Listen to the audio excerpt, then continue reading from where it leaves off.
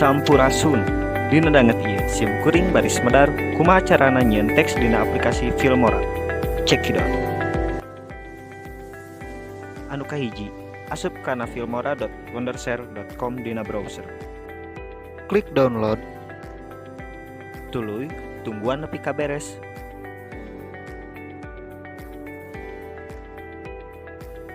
Sabada ka download, tuluy install sakumaha biasana.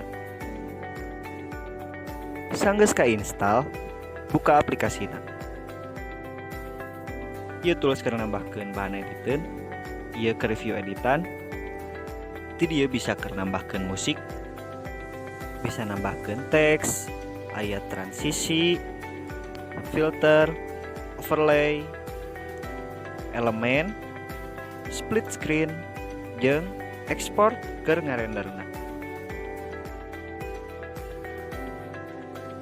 Nincak kana proses ngeditna, asupkeun bahan editan dina tools import.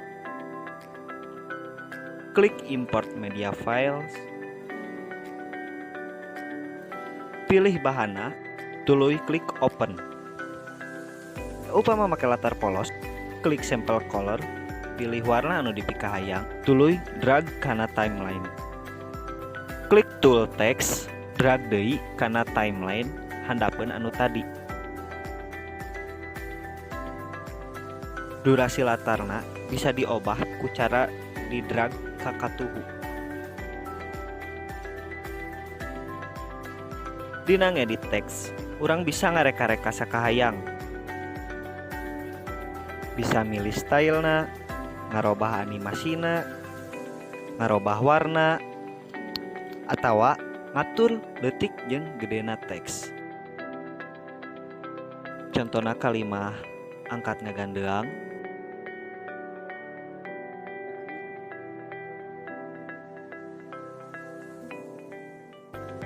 atur posisina dina preview,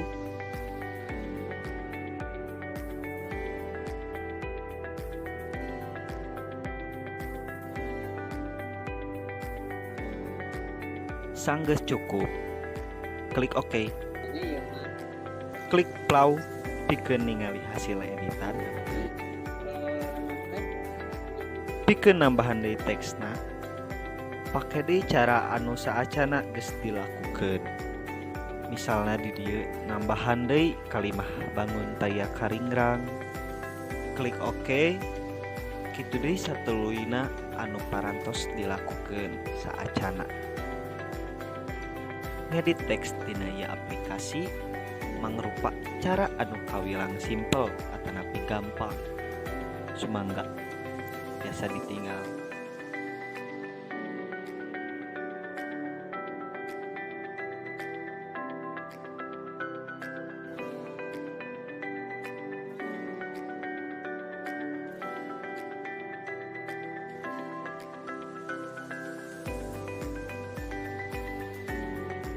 Sanggeus kabeh teks diasupkeun, tingali deui hasil editan dina preview.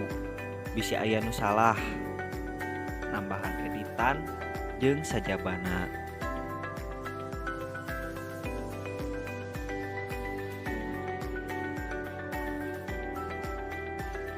Sanggeus dirasa cukup, proses satuluyna nyaeta ekspor.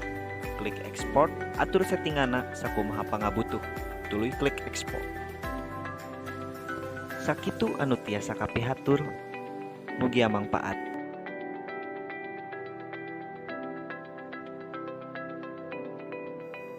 Hatur nuhun.